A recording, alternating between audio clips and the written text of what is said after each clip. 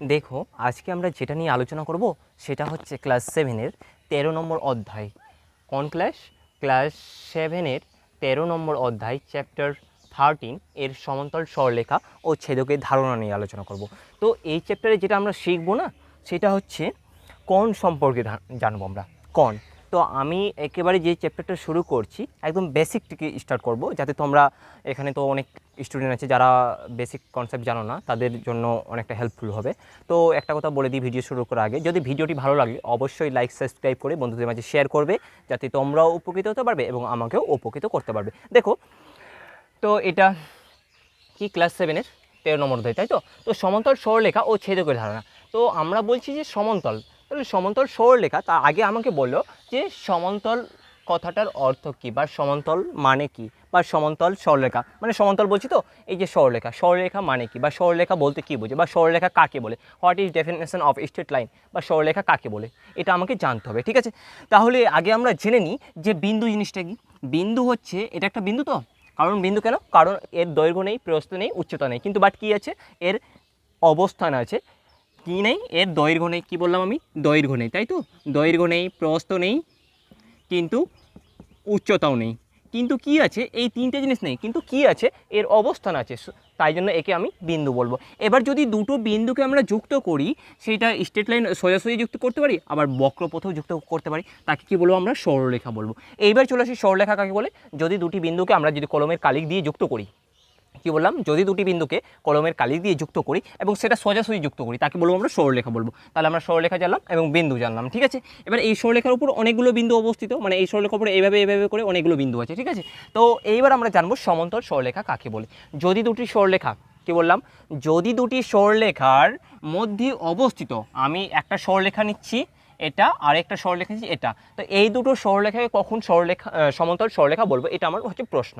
ঠিক আছে, তো আমি এই দুটো সরলরেখাকে তখনই সমান্তরাল সরলরেখা বলবো যখন এই সরলরেখা, ফার্স্ট সরলরেখার ওপর অবস্থিত অনেকগুলো বিন্দু আছে। কি আছে, অনেকগুলো বিন্দু আছে, এর উপরে এভাবে এভাবে করে অনেকগুলো বিন্দু আছে, এবং এর ওপরেও অনেকগুলো বিন্দু আছে এভাবে করে। ঠিক আছে, তখনই কখন বলবো সমান্তরাল সরলরেখা, এই যে আছে, এই যে বিন্দু আছে, এই বিন্দু থেকে এর সামনে, মানে উভয় সরলরেখার উপর অবস্থিত প্রত্যেকটি বিন্দুর পরস্পরের দূরত্ব সেম হতে হবে। মানে কি, এই বিন্দু থেকে এই বিন্দু দূরত্ব যা হবে, এইখানে আমি যদি একটা বিন্দু নিই, এর সামনাসামনি, পরস্পরের সামনাসামনি যদি একটা বিন্দু নিই, এই বিন্দু থেকে এই বিন্দুর দূরত্ব সেম হবে।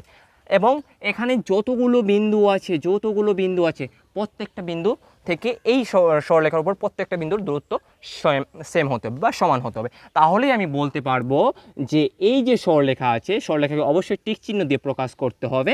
এই দুটো সরলরেখাকে আমরা তখন সমান্তরাল বলতে পারবো। যেমন রেল লাইন বলতে পারো, যে রেল লাইন এঁকে বেঁকে প্রবাহিত হলেও কি বলতো, এর প্রত্যেকটা জায়গায় কি সেম দূরত্ব থাকে, তাই না?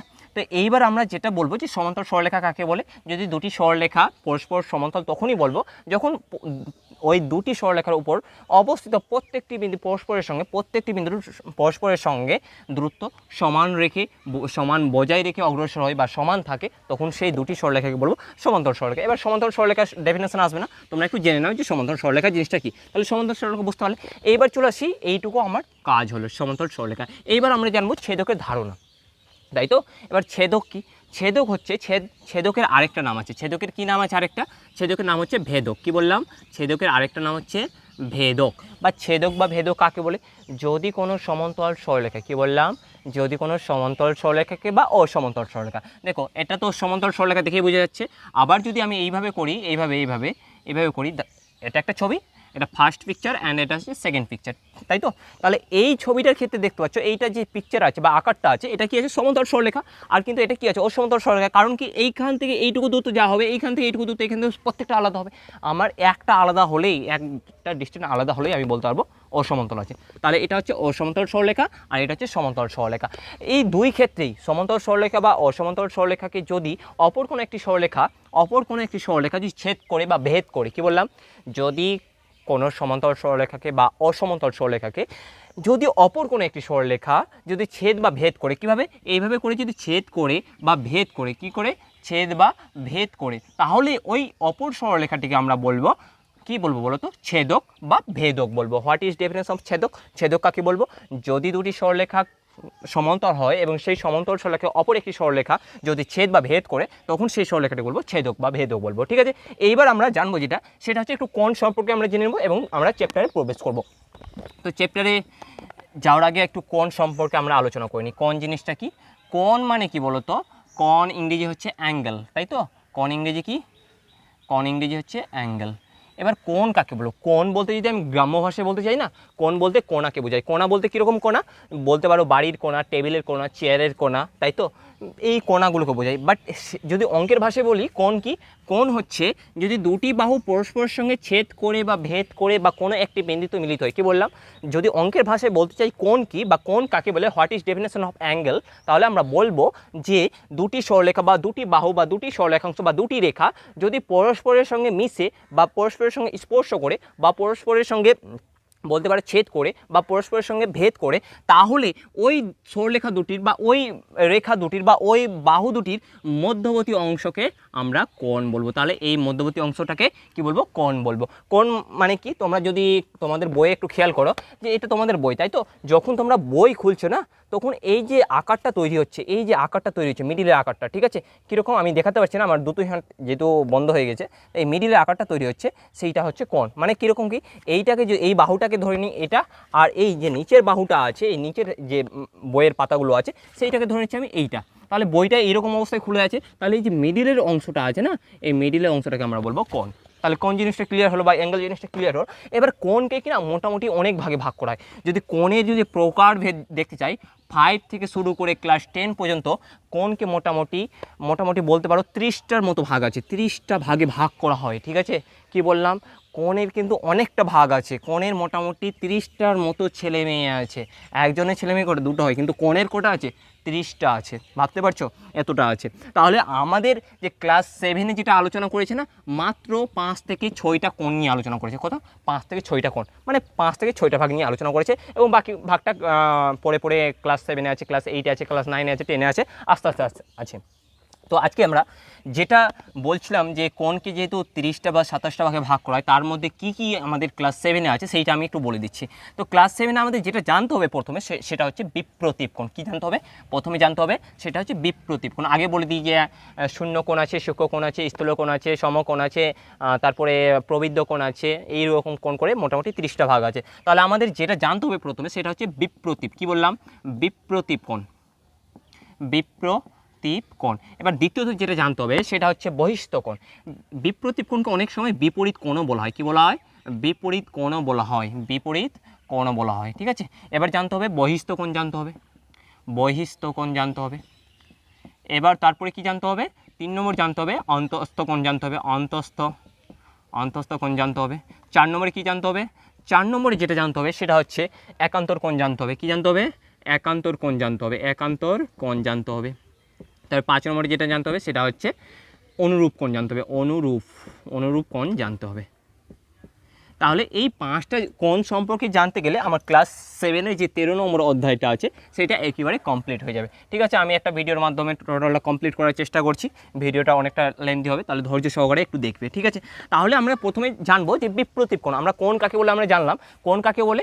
যদি দুটি বাহু পরস্পরের সঙ্গে একটি বিন্দুতে মিলিত হয়, তাহলে যে মিলিত হচ্ছে না, ধরে নাও এটা একটা বাহু আর এটা একটা বাহু, পরস্পর কোথায় মিলিত হচ্ছে? এইখানে মিলিত হয়েছে, তাহলে এর মধ্যবর্তী অংশকে কোণ বলছি। বাট যেই বিন্দুতে মিলিত হয়েছে সেই বিন্দুকে আমরা কি বলবো? সাধারণ বিন্দু বলবো। কি বলবো? সাধারণ বিন্দু বলবো। সাধারণ বিন্দু বলবো। সাধারণ বিন্দু, সাধারণ কথাটার অর্থ কিন্তু অঙ্কের ভাষায় অনেকটাই গুরুত্বপূর্ণ। কারণ কি?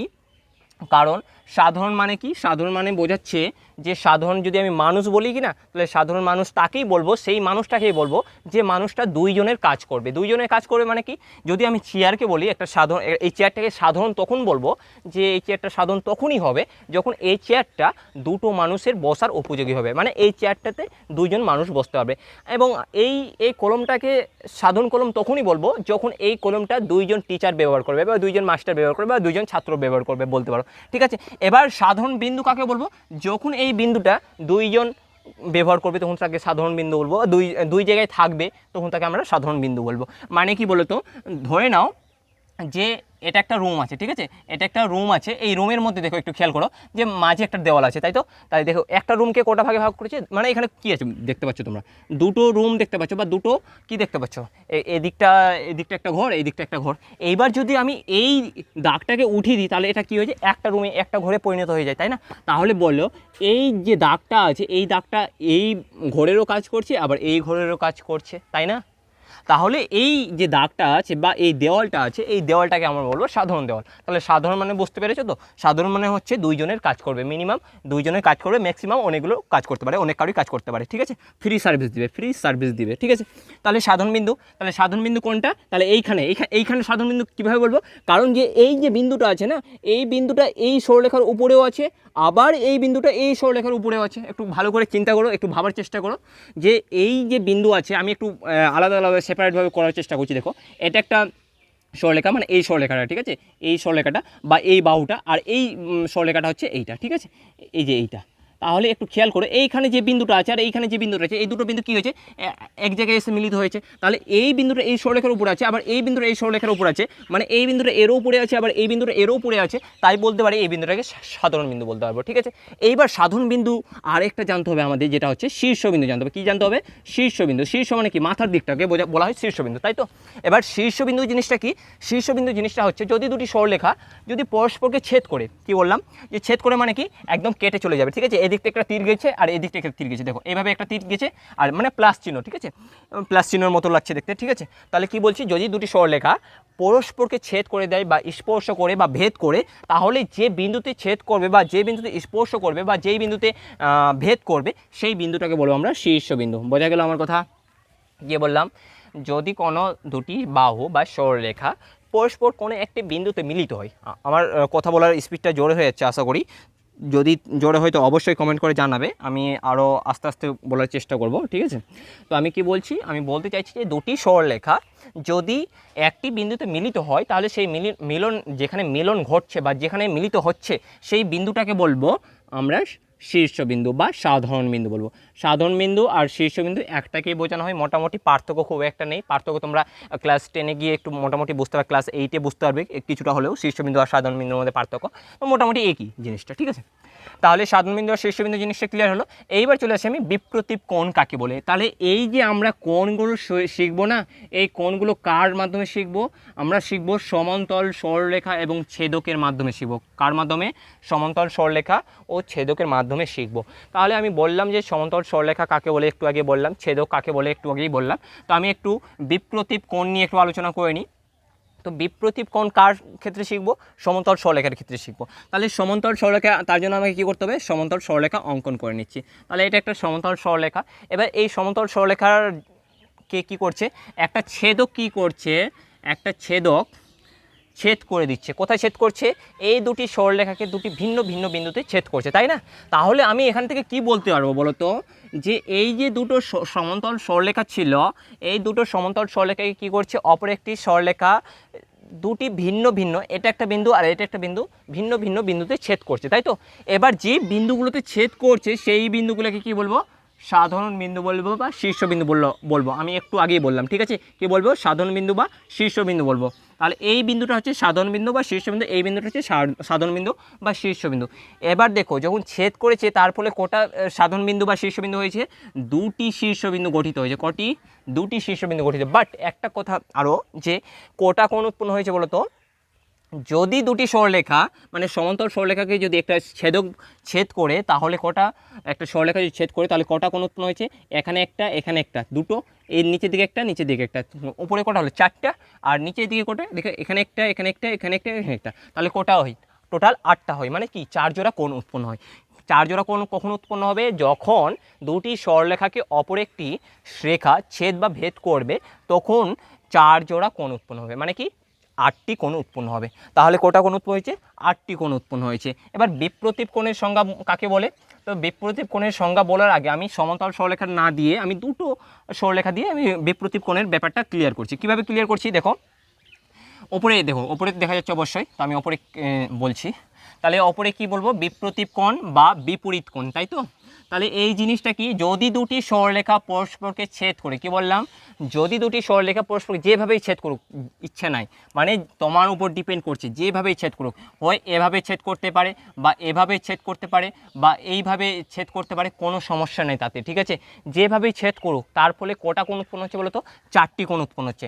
যদি দুটি সরলরেখা পরস্পরকে ছেদ করে তাহলে কোটি কোণ উৎপন্ন হবে, 4টি কোণ উৎপন্ন। এই 3টে ছবির ক্ষেত্রে দেখো, ফার্স্ট ছবি, এটা সেকেন্ড ছবি, এটা থার্ড ছবি, 3টে ছবির ক্ষেত্রে দেখো যে এখানে কটা কোণ উৎপন্ন হচ্ছে, এখানে একটা, এখানে একটা, এখানে একটা, এখানে একটা, 4টা কোণ উৎপন্ন হচ্ছে। এখানে দেখো কটা, 1টা 2টো 3টে 4টা, এখানে কটা, 1টা 2টো 3টে 4টা। কীভাবে ছেদ করছে সেটা আমার দেখার বিষয় নয়, ঠিক আছে। যদি ছেদ করে তাহলে কটা কোণ উৎপন্ন হবে, 4টা কোণ উৎপন্ন হবে। এইবার আমাকে বললো যে 4টা কোণ যখন উৎপন্ন হবে না, এই 4টা কোণের মধ্যে যে কোনো আমার ইচ্ছার উপর ডিপেন্ড করছে, আমি একটা কোণকে নিব। এবার আমি যে কোনো একটা কোণকে নিতে পারি, ঠিক আছে। এবার কিসের জন্য নিব আমি ওইটা বলছি পরে, যে আমি যে কোনো একটা কোণকে নিব। যদি আমি এই কোণটাকে নিই, কি এই কোণটাকে নিই, তাহলে এর বিপরীত দিকে কোণ কি, মানে এর উল্টো দিকে কোণটা আছে বলো তো, এর উল্টো দিকে যে কোণটা আছে সেটা হচ্ছে এই কোণটা না, একটু খেয়াল করো তো। এর বিপরীত দিকে মানে এর উল্টো দিকে, মানে এর সামনে কোণটা আছে এইটা আছে, এগুলো তো এর পাশে আছে, তাই না। তাহলে এই কোণকে এর বিপ্রতীপ কোণ বলবো। আমার কথা ক্লিয়ার হলো? দেখো ভালো করে বুঝবে জিনিসটা।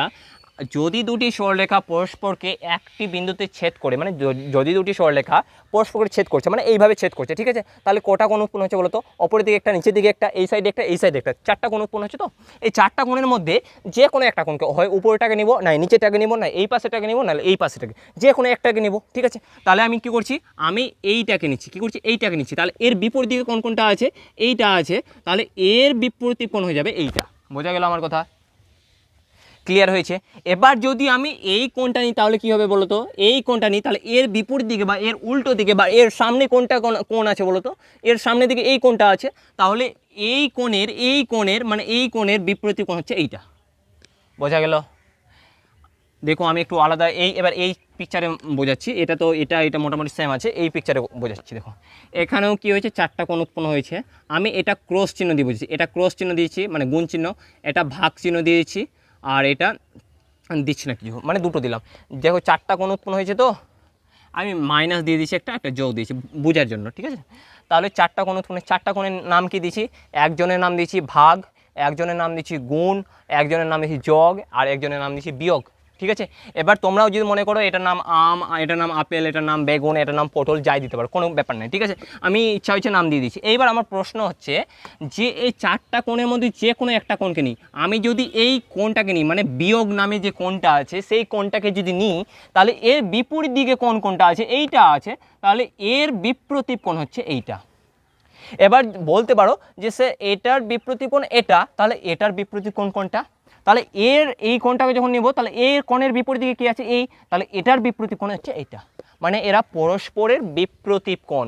পরস্পরের বিপ্রতীপ কোণ মানে কি, একে অপরের সমান হবে। মানে বিপ্রতীপ কোণ মানে কি হবে, বিপ্রতীপ কোণ নিজেদের মধ্যে কি হবে, সমান হবে, পরস্পর সমান হবে। মানে এই কোণটা আর এই কোণটা পরস্পর সমান হবে, মানে ইকুয়াল হবে, তাই না। সেই রকমভাবে যদি এবার এই কোণটাকে নিই তাহলে কী হবে, এই কোণের উল্টো দিকে কী আছে এইটা, তাহলে এই কোণের বিপরীত কোণ হচ্ছে এইটা। এবার যদি এই ভাগ নামে কোণটাকে নিই, তাহলে এই ভাগের নামে যে কোণটা আছে এই কোণের বিপরীত কোণটা হয়ে যাবে এইটা, যোগ নামে কোণটা। তাহলে বোঝা গেল? এবার একটু আমি বলে দিই কোণ চিহ্ন দেখতে কীরকম বলো তো। কোণ চিহ্ন দেখতে হচ্ছে যে কোণটা আছে না, কোণাকুনি আছে, কোণটাকে এইভাবে ছোট আকারে লিখে দাও, মানে এল লিখে একটু এলের যে দাগটা আছে না একটু বাঁকা করে দাও, সেটা হয়ে যাবে কোণ চিহ্ন। যদি ত্রিভুজ চিহ্ন বলি তাহলে এটা একটু বড় ত্রিভুজ, তাই তো, ত্রিভুজকে ছোট করে দাও, তাহলে সেটা হয়ে যাবে ত্রিভুজ চিহ্ন। এবার যদি চতুর্ভুজ চিহ্ন, কি চতুর্ভুজ, এটা একটা বড় চতুর্ভুজ আছে, ঠিক আছে, চতুর্ভুজটাকে ছোট করে দাও, তাহলে সেটা হয়ে যাবে চতুর্ভুজ চিহ্ন। বোঝা গেল? তাহলে কোন জিনিসটা বোঝা গেল। এবার বিপ্রতীপ কোণ জিনিসটা বোঝা গেছে। তো এইবার চলে আসি সমান্তরাল সরলরেখা। আমি দুটো সরলরেখার মাধ্যমে এখন বিপ্রতীপ কোণ ধারণাটা দেওয়ার চেষ্টা করলাম। অবশ্যই তোমরা কমেন্টে জানাবে যদি বুঝতে পেরেছো কি না। যদি না বুঝতে পারো আমি এর পরে ভিডিওতে আবার ট্রাই করব বোঝানোর, ঠিক আছে। এইবার যেটা আলোচনা করব সেটা হচ্ছে সমান্তরাল সরলরেখার মাধ্যমে বিপ্রতীপ কোণ কিভাবে বুঝতে পারবো আমি, ঠিক আছে। কি এটা দেখো, এটা একটা সমান্তরাল সরলরেখা, এই সরলরেখায় কী করছে, অপর একটা সরলরেখা ছেদ করে দিচ্ছে এইভাবে, ঠিক আছে, ছেদ করে দিল, তাহলে কটা কোণ উৎপন্ন হয়েছে? 4 জোড়া কোণ উৎপন্ন হয়েছে, অর্থাৎ 8টি কোণ উৎপন্ন হয়েছে, তাই তো। এবার 8টি কোণ কী কী? এটা একটা কোণ, এটা একটা কোণ, এটা একটা কোণ, এটা একটা কোণ, এটা একটা কোণ, এটা একটা কোণ, এটা একটা কোণ, এটা একটা কোণ, তাই তো। এইবার যেটা আমাকে জানতে হবে সেটা হচ্ছে বিপ্রতীপ কোণ। এবার এখানে বিপ্রতীপ কোণ কটা আছে এবং বিপ্রতীপ কোণগুলো সেইগুলো আমাকে চিনতে হবে, ঠিক আছে। আমার প্রশ্ন আসবে যে বলে দিবে এই কোণটা আর এই কোণটা বিপ্রতীপ কিনা, আমাকে ইয়েস আর নো করতে হবে, ঠিক আছে, বা কোণগুলো বিপ্রতীপ হবে সেইগুলো আমাকে বের করতে হবে। তো দেখো এইখানে একটা সরলরেখা আছে, তাহলে আর এইটার কথা আমি বাদ দিচ্ছি, এই সরলরেখার সমতল আছে বাট আমি এইটাকে বাদ দিচ্ছি, অ্যাভয়েড করে, এখন বর্তমানে অ্যাভয়েড করে আমি পড়ে আসছি। তাহলে এই যে এই সরলরেখাটা আছে না, এই সরলরেখাটাকে এই রেখা কি করেছে বলতো? এই বিন্দুতে ছেদ করেছে বা ভেদ করেছে, তাই তো। ক্লিয়ার তো? কোথায় করেছে? এই বিন্দু দিয়ে চলে গেছে। মানে মনে করো এটা একটা রাস্তা আর এটা একটা রাস্তা দুটো কি হয়েছে? এইখান দিয়ে জয়েন্ট আছে বা এটা দিয়ে চলে গেছে। তাহলে এইখানে যে বিন্দুটা তৈরি হচ্ছে এটাকে কি বলবো? সাধারণ বিন্দু বা শীর্ষবিন্দু বলবো, ঠিক আছে, শীর্ষবিন্দু বলবো। তো এবার এর ফলে যে 4টা কোণ উৎপন্ন হয়েছে, 4টা কোণের আমি নাম দিচ্ছি। কি নাম দিচ্ছি? দেখো, এই কোণটার নাম দিচ্ছি আম, এই কোণটার নাম দিচ্ছি পটল, আর এই কোণটার নাম দিচ্ছি আলু। কি বললাম? 4টা কোণের নাম দিচ্ছি, আরেকটার নাম দিচ্ছি, আরেকটা নাম কি দেবো? আপেল দিয়ে দিচ্ছি, ঠিক আছে, আরেকটা নাম আপেল, ঠিক আছে। আম, পটল, আলু, আপেল নাম দিলাম। অপরে যে 4টা কোণ নাম ছিল তার নাম দিলাম। এইবার আমাকে জানতে হবে যে এইখানে যে 4টা কোণ উৎপন্ন হয়েছে, 4টা কোণের মধ্যে যে কোনো একটা কোণকে নাও। তাহলে এই কোণটাকে নিই, আম নামে যে কোণটা আছে, এই কোণের বিপরীত দিকে মানে বিপরীত দিকে কোণটা আছে? এইটা। তাহলে এর বিপরীত কোণ হবে এটা। এবার যদি পটল নামে কোণ নিই, এই কোণটা নিই, তাহলে এর বিপরীত দিকে হবে কোণ এইটা। এবার তোমাদের বইয়ে যেটা করা আছে কি না, কি আমরা এখানে কোণের নাম নিচ্ছি আম, পটল, আপেল, আলু, আপেল নিয়েছি তো। এবার তোমাদের বইয়ে যেটা দেওয়া আছে 1 নম্বর কোণ এটা, 2 নম্বর কোণ এটা, 3 নম্বর কোণ এটা, 4 নম্বর কোণ এটা, এইভাবে করে নাম দেওয়া আছে। তাতে আমার কোনো যায় আসে না এবং কারো যায় আসার কোথাও না, ঠিক আছে। তো আমাদের এবার জানতে হবে বিপ্রতীপ কোণগুলো কোনটা। তাহলে আম সমান সমান আলু, আম ও আপেল কি হবে? আম ও আলু, তাই তো। দেখো এই কোণটা আর এই কোণটা কি হবে? বিপ্রতীপ হবে, কারণ এর বিপরীত দিকে আছে, তাই তো। তাহলে আম ও আলু কি হবে? বিপ্রতীপ কোণ হবে, বিপ্রতীপ কোণ হবে। বোঝা গেল আমার কথা? এইবার যদি তোমাদের বইয়ে দেওয়া থাকে এটার নাম 1, এটার নাম 2, এটার নাম 3, এটার নাম 4, তাহলে এই কোণগুলোর মধ্যে কে কে বিপরীত কোণ হবে বলো তো? একটা 1 আর 3 বিপরীত কোণ হবে। 1 মানে কি? আম, আর 3 মানে কি? আলু, তাই তো। এরা বিপরীত কোণ হবে। এইবার এইটা কোণ নিয়েছি বলে এইটা বিপরীত হয়েছে। এবার যদি আমরা এই কোণটা নিতাম, তাই তো। এবার এই কোণের বিপরীত দিকে কোণটা আছে? এইটা, মানে পটল কোণের বিপরীত কোণটা আপেল। তাহলে বলো পটল ও আপেল কি হবে? বিপরীত কোণ হবে। বোঝা গেল? মানে 2 আর 4 কী হবে? বিপরীত কোণ হবে। এবার বলতে পারো যে স্যার আপনি উপরেগুলো নিলেন, 1-এর বিপরীত কোণ এটা, এবার 3-এর যদি বিপরীত কোণ বলি তাহলে 3-এর বিপরীত কোণ এটা, এটার বিপরীত কোণ এটা, এটার বিপরীত কোণ এটা, মানে পরস্পরের বিপরীত কোণ, মানে পরস্পর সমান হবে এরা। বিপরীত কোণ সর্বদাই সমান হবে, মাথায় রাখবে।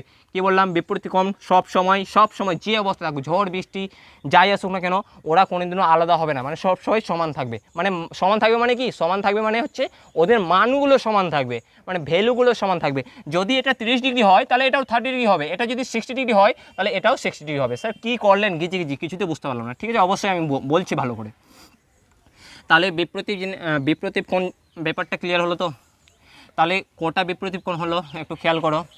যদি এটা একটা সমান্তরাল সরলরেখা হয়, এটা যদি ছেদ করে বা ছেদক বা ভেদক হয়, তাহলে এখানে 4টা কোণ উৎপন্ন হচ্ছে, এখানেও 4টা কোণ উৎপন্ন হচ্ছে। সেম যেখানে এইভাবে যা বললাম সেম এখানেও হবে, তাই তো। এটার বিপরীত কোণ হচ্ছে এটা, এটার বিপরীত কোণ হচ্ছে এটা, এটার বিপরীত কোণ হচ্ছে এটা, এটার বিপরীত কোণ হচ্ছে এটা। বোঝা গেল? তাহলে বিপরীত কোণগুলো কী হবে? সমান হবে। এইবার চলে আসি বহিস্থ কোণ আর অন্তস্থ কোণ নিয়ে চলে আসি। বহিস্থ মানে কি? বাইরের দিকে, বাইরের কথা। বহিস্থ মানে কি? বাইরের কথা বলা হচ্ছে, তাই তো। বহিস্থ মানে কি বলছি? বাইরের কথা বলা হচ্ছে। বহিস্থ কোণ কাকে বলে? মানে বাইরের দিকে অবস্থিত কোণগুলোকে বলা হয় বহিস্থ কোণ। বোঝা গেল আমার কথা? একবারে ক্লিয়ার। বাইরের দিকে যে কোণগুলো থাকবে তাকেই আমি বহিস্থ কোণ বলবো। প্রচুর গরম, ঘেমে যাচ্ছি।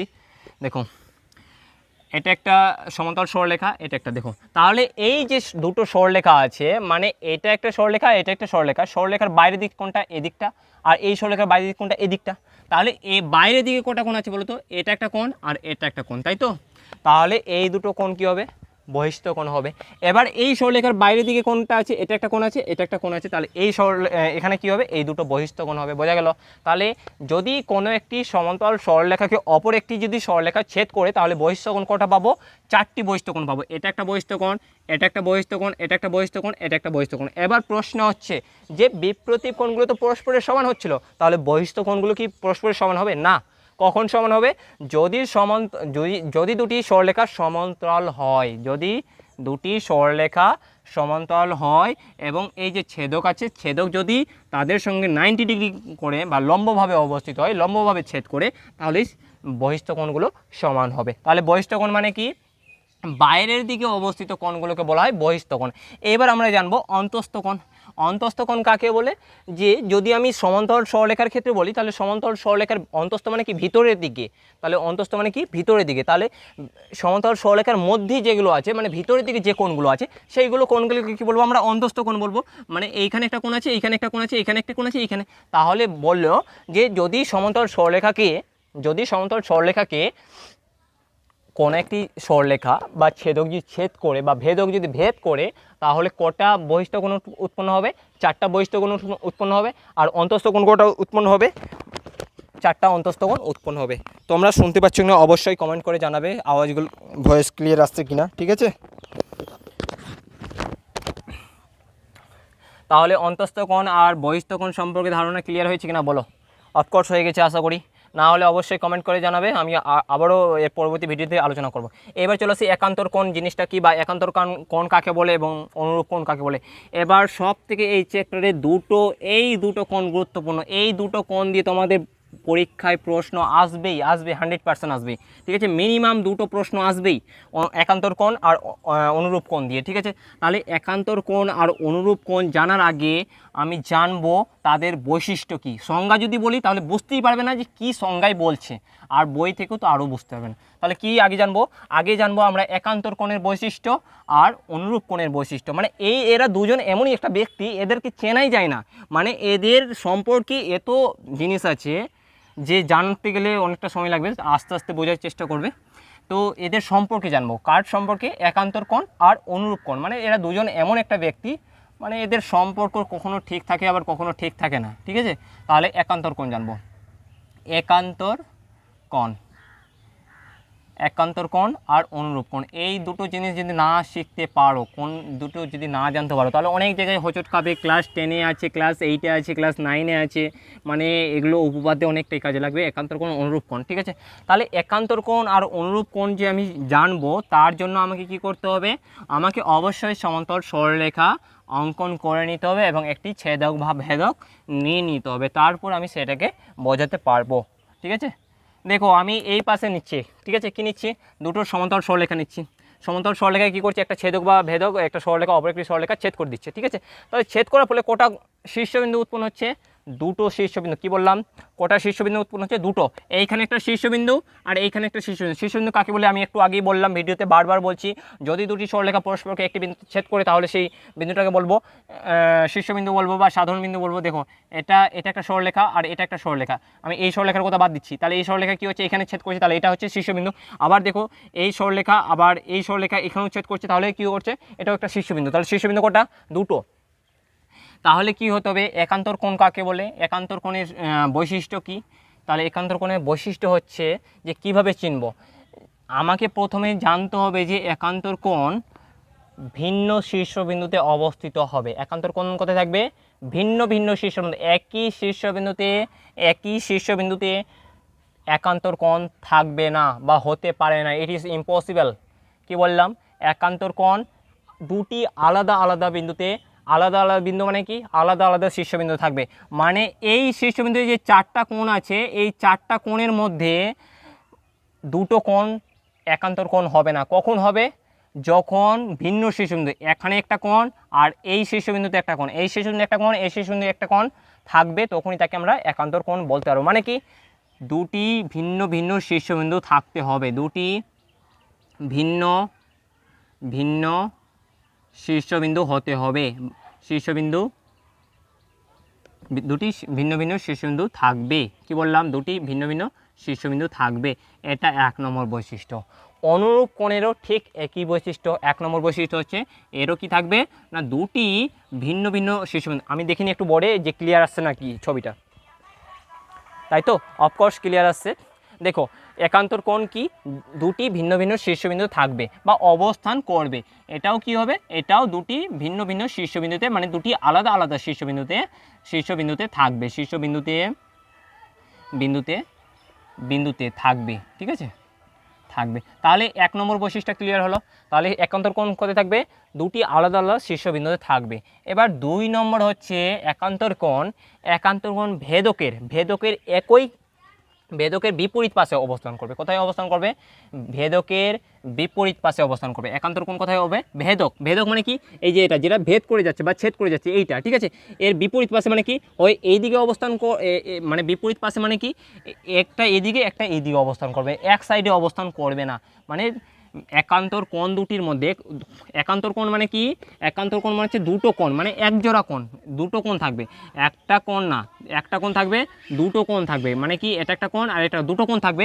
দুটো কোণের মধ্যে একটা কোণকে ভেদকের এক পাশে হতে হবে আর একটা কোণকে ভেদকের এক পাশে হতে হবে। তাহলে কি বলতে পারি, একান্তর কোণের বৈশিষ্ট্যতে বলতে পারি যে দুটি কোণের মধ্যে, দুটি কোণকে ভেদকের বিপরীত পাশে অবস্থান করতে হবে। কোণ দুটি ভেদকের বিপরীত পাশে অবস্থান করবে।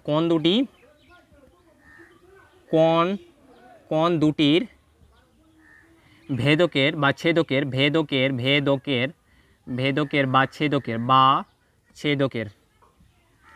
ছেদকের বিপরীত পাশে অবস্থান করবে,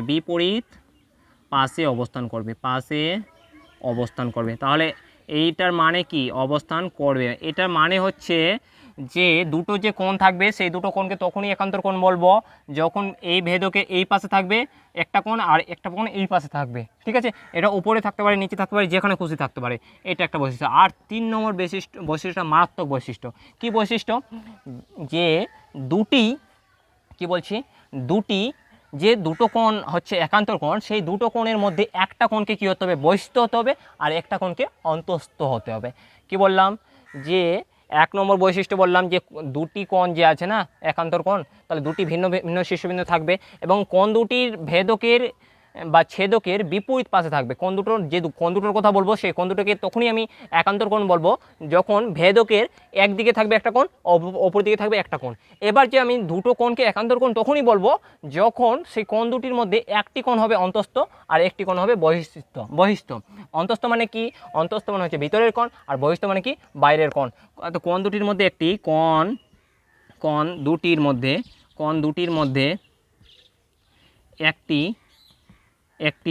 অন্তস্থ এবং অপরটি বহিস্থ হবে, বোঝা গেল?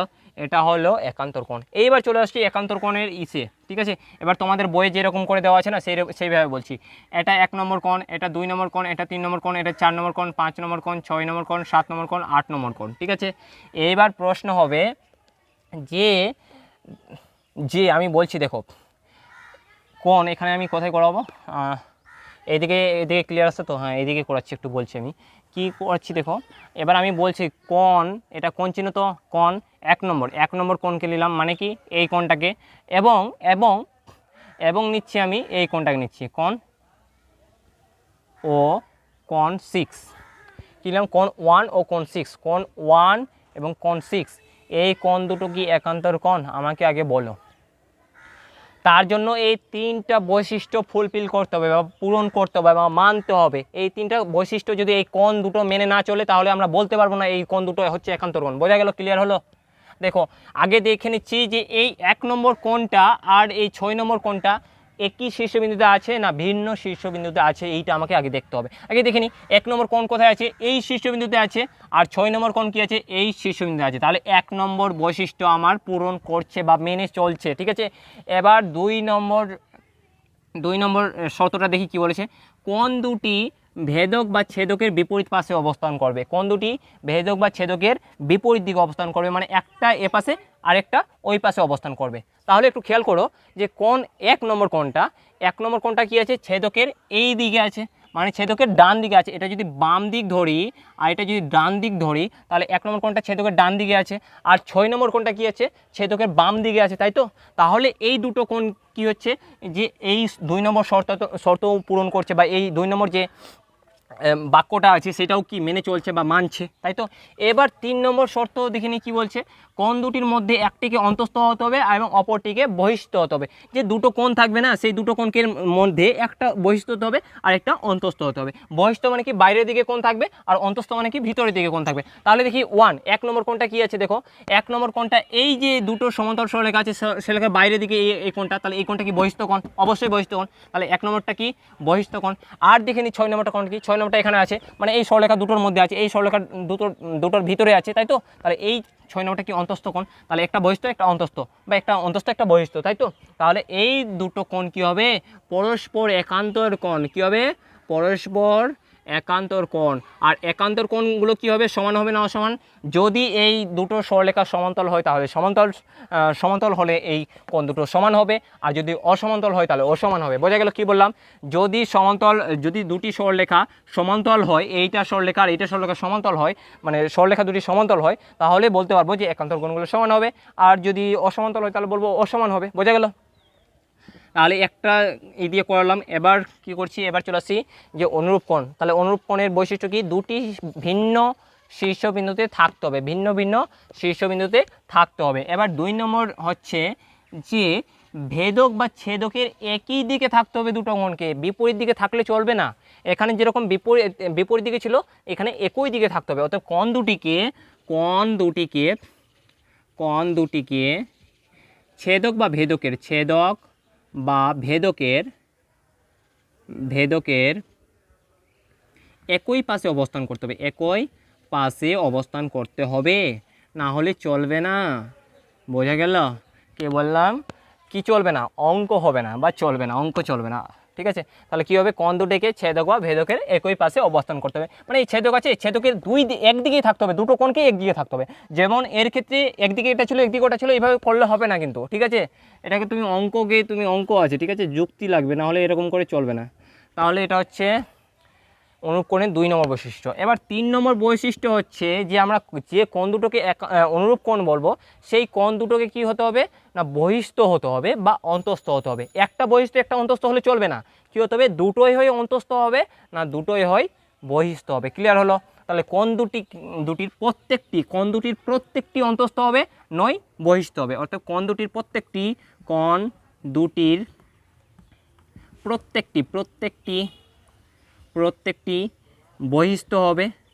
বহিস্থ হবে, না হলে হবে নয়তো অন্তস্থ হবে, ঠিক আছে? একটু বাংলা বানান দেখে নিবে, আমার মিস্টেক হতে পারে, ঠিক আছে? অন্তস্থ হবে, কবেই ছেড়ে দিয়েছি বাংলা হাতের লেখা, কীরকম হয়ে গেছে, ঠিক আছে? দেখো তাহলে কি বললাম, 1 নম্বর বৈশিষ্ট্য কি, কোণ দুটি ভিন্ন ভিন্ন শীর্ষবিন্দুতে অবস্থান করতে হবে, এবং কোণ দুটি কী হতে হবে, ছেদকের একই পাশে অবস্থান করতে, ছেদক বা ভেদক একই পাশে থাকবে। এবং 3 নম্বর বৈশিষ্ট্য কি, কোণ দুটির প্রত্যেকটিকে অন্তস্থ হতে হবে, হয় বহিস্থ হতে হবে। এবার একটা আমি উদাহরণ নিচ্ছি, দেখো উদাহরণ নিচ্ছি, একটা আমি কোণ নিয়ে নিচ্ছি, কোণ 2 ও কোণ 5, এই দুটো কোণ। এবার এই দুটো কোণ আমাকে জিজ্ঞেস করে, প্রশ্ন কি বলে থাকবে, কোণ 2 ও কোণ 5 অন্তস্থ আর মানে অনুরূপ না একান্তর কোণ। মানে এখানে কি দেওয়া থাকে বলো তো, ডেস দেওয়া থাকে, শূন্যস্থান দেওয়া থাকে। এবার তোমার বলতে হবে যে এটা কোণ দুটো অন্তস্থ হচ্ছে না বহিস্থ হচ্ছে, এটা তোমায় দেখাতে হবে। তাহলে আগে খেয়াল করবে, কোণ 2 আর কোণ 5 1 নম্বর শর্ত মিলাবে যে দুটি ভিন্ন ভিন্ন শীর্ষবিন্দুতে আছে কিনা। তাহলে কোণ 2 কোথায় আছে, দেখো এই শীর্ষবিন্দু আছে, এইখানে আছে। আর কোণ 5 কোথায় আছে বলো তো, এই শীর্ষবিন্দু আছে, এই শীর্ষবিন্দু হয়েছে, তাই তো? তাহলে কি হচ্ছে, 1 নম্বর শর্তটা ফুলফিল হচ্ছে বা পূরণ হচ্ছে বা মেনে চলছে, দুটি ভিন্ন ভিন্ন শীর্ষবিন্দু থাকছে। এইবার 2 নম্বর যেটা হচ্ছে, কোণ দুটি ছেদক বা ভেদকের একই পাশে হতে হবে। কি বললাম, ভাইটাল এটা যে প্রশ্ন, যে কোণ দুটি ছেদক বা ভেদকের একই পাশে থাকে। তাহলে কোণ 2 নম্বর কোণকে দেখো, 2 নম্বর কি আছে, কোণ ছেদকের এই দিকে আছে, মানে ডান দিকে আছে, এটা হচ্ছে বাম দিকে, এটা হচ্ছে ডান দিক, মানে একই দিকে আছে। এবং 5 নম্বর কোণটা কি আছে, এটাও ডান দিকে আছে, মানে কি দুটোই একদিকে আছে। অফকোর্স আমার কথার স্পিডটা তাড়াতাড়ি হয়ে যাচ্ছে, যদি তাড়াতাড়ি হয়, যদি বুঝতে অসুবিধা হয় অবশ্যই কমেন্ট করবে, ঠিক আছে? আমি আস্তে আস্তে বলার চেষ্টা করব, ঠিক আছে? তাহলে এই কোণ দুটো কী হচ্ছে, ছেদক বা ভেদকের একই দিকে আছে, ওই এই দিকে থাকবে না হয় ওই পাশে থাকবে, দু পাশের মধ্যে এক পাশে থাকতেই হবে, ঠিক আছে। এবং এটাও তো পূরণ করছে। তাহলে এবার 3 নম্বর দেখো, কোণ দুটি প্রত্যেকটি বহিস্থ হবে নয়তো অন্তস্থ হবে। কি বললাম, দুটো কোণের মধ্যে দুটোকেই অন্তস্থ হতে হবে, নয় দুটোকে বহিস্থ হতে হবে। তাহলে দেখো কোণ 2 আর কোণ 5, কোণ 2কে দেখো বহিস্থ না অন্তস্থ, দেখো এই সরলরেখা সমান্তরাল সরলরেখার মধ্যে অবস্থিত, তাহলে এটা কি, এটা অন্তস্থ কোণ, আর এটা কোণ √5 এটার এর মধ্যে অবস্থিত, মানে কি এটাও অন্তস্থ, তাহলে এই দুটোই কোণ অন্তস্থ। তাহলে এই দুটোকে কি বলতে পারবো, পরস্পর অনুরূপ কোণ বলতে পারবো। কি বলতে পারবো, পরস্পর অনুরূপ কোণ বলতে পারবো। অনুরূপ কোণ, এরা কি পরস্পর অনুরূপ কোণ। এবার সমান হবে না অসমান হবে, এইটা ডিপেন্ড করছে সেই সরলরেখা দুটি এটা সমান্তরাল হচ্ছে না অসমান্তরাল হচ্ছে। যদি সমান্তরাল হয় তাহলে অনুরূপ কোণগুলো পরস্পর সমান হবে, একান্তর কোণগুলো পরস্পর সমান হবে, ঠিক আছে। এবার তাহলে কি বললাম, যদি সমান্তরাল হলে একান্তর কোণগুলো সমান হবে, অনুরূপ কোণগুলো সমান হবে। আর যদি সমান্তরাল না হয় এই সরলরেখাটা যেরকম এরকম হচ্ছে, তাহলে এটা ছেদ করছে, তাহলে যে এখানে যে এই কোণটা আর এই কোণটা কি অনুরূপ কোণ, কারণ কি এটা এই শীর্ষবিন্দুতে অবস্থিত, এটা এই শীর্ষবিন্দুতে অবস্থিত, এটা অন্তস্থ কোণ, মানে কি এই সরলরেখার মধ্যে কোণ, মানে মধ্যে থাকলে কি ভিতরে থাকলে সেটাকে অন্তস্থ বলবো, তাই তো না অন্তস্থ বলবো, তাই সত্যি তো অন্তস্থ বলবো। তাহলে এই দুটো কোণ অন্তস্থ, আর কি আর হচ্ছে দুটি অন্তস্থ হবে এবং দুটি কি হবে ছেদকে একই পাশে। দেখো এই কোণ দুটো কি আছে, এই দিকেই আছে, তাহলে কি বলতে পারবো অনুরূপ কোণ। তাহলে এই দুটো কোণ সমান হবে না, কেন, কারণ এটা আর এটা কি হচ্ছে, এই কোণ দুটো কিন্তু অনুরূপ কোণ, বাট এরা সমান হবে না, এদের মানগুলো সমান হবে না, কেন, এদের ভ্যালুগুলো সমান হবে না, কেন এর উত্তর হচ্ছে এই যে দুটো সরলরেখা নিচে না, এই সরলরেখা দুটো সমান্তরাল নয় অসমান্তরাল, তাই এরা সমান হবে না, বোঝা গেল। তাহলে আমি কি জানলাম আজকে, আমরা জানলাম বিন্দু কাকে বলে, সরলরেখা জিনিসটা জানলাম, বিপ্রতীপ কোণ জানলাম, বহিস্থ কোণ জানলাম, অন্তস্থ কোণ জানলাম, একান্তর কোণ জানলাম, অনুরূপ কোণ জানলাম, তাই তো। এবার বিপ্রতীপ কোণগুলো কিন্তু সর্বদাই সমান হবে, কি হবে, সর্বদাই সমান হবে। এটা একটা সমান্তরাল সরলরেখা না অসমান্তরাল সরলরেখা নিয়ে নিচ্ছি, হয়তো নিচের দিকে একটু কেটে যাচ্ছে, তাহলে আমি পাশে নিচ্ছি, ঠিক আছে। দেখো এখানে একটা ছবি নেওয়া আছে, এখানে দেখো, এবার যে আমি বিপ্রতীপ কোণ বলেছিলাম না, কি বলেছিলাম, বিপ্রতীপ কোণ একটু বলে দিই, দিয়ে শেষ করব, ভিডিওটা অনেক লেন্দি হয়ে যাচ্ছে, ঠিক আছে, আবার তোমরা বলবে যে বোরিং লাগছে ক্লাস, ঠিক আছে। তাহলে কি বিপ্রতীপ কোণ একটু বলে দিই, দিয়ে পুরোটাই শেষ করে দিই। বিপ্রতীপ কোণ কি, বিপ্রতীপ কোণ আগে বলেছি, যদি একটি সরলরেখা দুটি সরলরেখা পরস্পরকে ছেদ করে যে 4টি কোণ উৎপন্ন হয়, 4টি কোণের মধ্যে যে কোনো একটিকে নিয়ে নিচ্ছি আমি, যে কোনো একটি নিই, তার বিপরীত দিকে কোণ থাকবে, সেই দুটো কোণকে কী বলবো, পরস্পরের বিপরীত কোণ বলবো। এবং বিপরীত কোণগুলো পরস্পর সমান হবে, সব ক্ষেত্রে সমান হবে। এরা যদি অসমান্তরাল হয় কিনা তবুও সমান হবে, সমান্তরাল হলেও সমান হবে, মানে এই কোণটা সমান হবে, এই কোণটা সমান হবে, এই কোণটা সমান হবে, এই কোণটা সমান হবে। বোঝা গেল, ক্লিয়ার কথা হলো, তাহলে বোঝা গেল।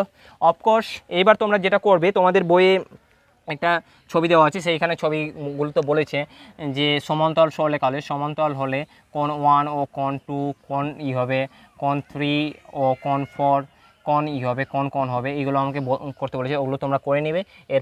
পরের ভিডিওতে আমি করাবো, চেষ্টা করবো, তোমরা অবশ্যই আগে থেকে করে রাখবে, যদি না পারো তাহলে এর পরের ভিডিওটা আমরা দেখতে পারো, ঠিক আছে।